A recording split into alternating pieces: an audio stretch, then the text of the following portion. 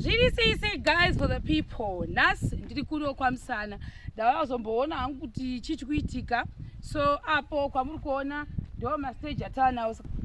Takusimudza bhilidhingi yedu. Chinda. Ndandikuona mukati makona acho. Chinda. Mukati musati mavhari. Ndiniwe. Mai matekera kutovanda. Takutonzvenga mujuru. Vakatotsamwa ende zvinotopedza izvi.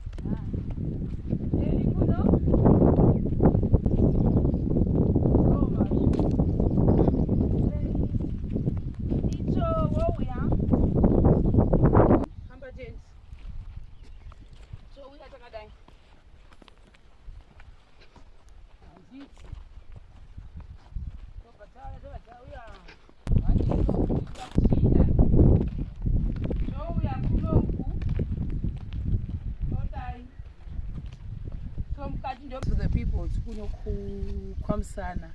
Yo, that's what my wish not go to Bijan. How could I not? But anyway, it's just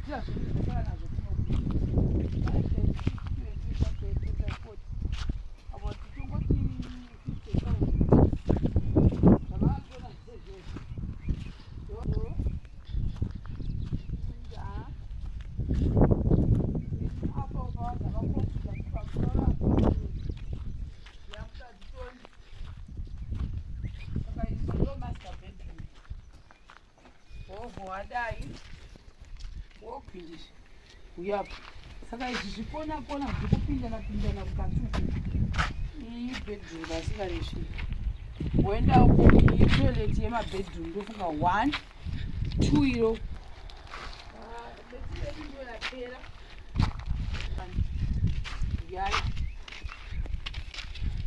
Saka area ine dining nelounge nekitchen then ndo ine pantry. Hatisina kusave like I said kuti zvapera. Garage. Amozvona. Unoenda garage then iyo store muri mugarage. Yatotira baba. Kwata hatina material panapa right now. Tangomirira kuti maybe material imwe igouya. We don't know kuti chazouya rini. Saka ndizvo guys, bye bye.